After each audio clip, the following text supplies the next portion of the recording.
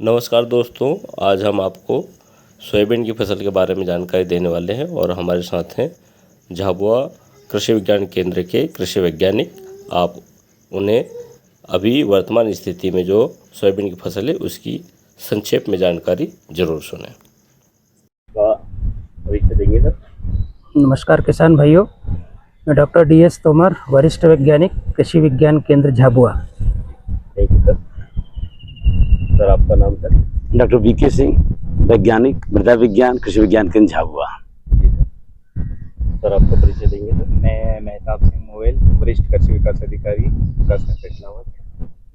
जैसे कि आज हमारे साथ में KVK के साइंटिस्ट और कृषि विभाग के वरिष्ठ अधिकारी साथ में हैं। तो आज सर, जैसे कि यहाँ पर सोयाबीन के खेती कर रहे हैं और अन्य फसलों की भी खेती कर रहे हैं, इस संबंध में क्या कहना चाहेंगे सर? किसानों के लिए मार्गदर्शन कैसे क्या रहेगा सर? किसान भाइयों, आज हम झाबुआ जिले के पेटलावत तहसील में भ्रमण पे आए थे और ये देखने को मिलता है कि पेटलावत तहसील में ही सबसे ज़्यादा सोयाबीन की खेती होती है।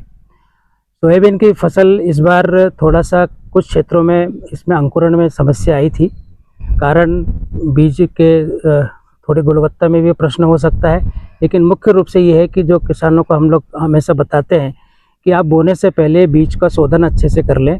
उसमें FIR का जो फार्मूला होता है कि पहले फंजीसाइड से, फिर इंसेक्टिसाइड से, उसके बाद जो भी हमारा राइजोबियम है या PSB है उससे शोधन करके यदि हम बोते हैं तो बीज के अंकुरण में समस्या नहीं आती है।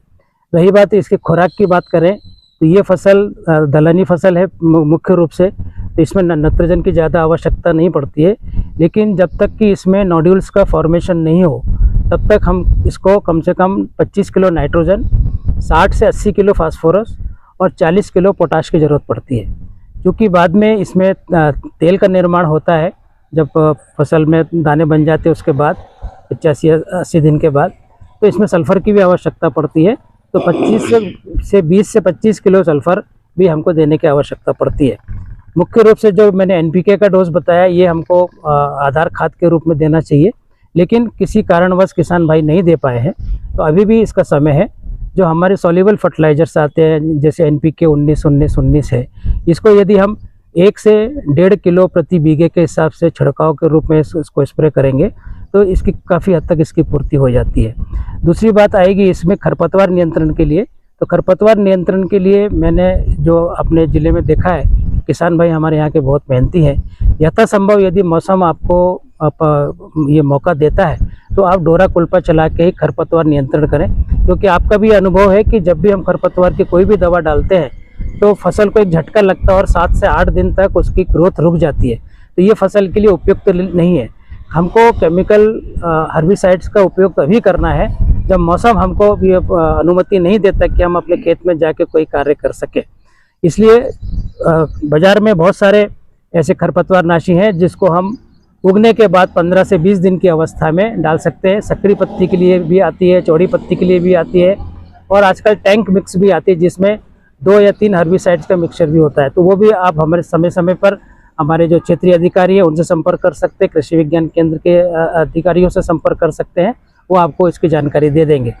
इसमें मुख्य रूप से जो बीमारी और इन सब की जो समस्या पिछले सालों में देखी गई है, इसमें एक एरियल ब्लाइट की समस्या आती है आखिरी में जब फली बन जाती है, और ये देखने को मिलता है कि रातों रात फसल सूख जाती है। तो किसान भाई कीट प्रकोप आदि के लिए जो दवाई डालते हैं वो तो अपनी जगह ठीक है, लेकिन फसल में क्योंकि ये बरसात की मौसम है, इसमें फफूंदनाशक और दूसरी बीमारियां लगती हैं, तो टेबुकोनाजोल और सल्फर का एक कॉम्बिनेशन आता है। इसको कम से कम 2 बार आप जरूर दें, एक बार मतलब फली बनते समय और दूसरा जब बीज सेट हो रहा हो उस समय आप इसको जरूर देंगे। तो ये जो बीमारी आती है खास करके फफूंद जनित जो बीमारी आती है उससे आपको राहत मिलेगी।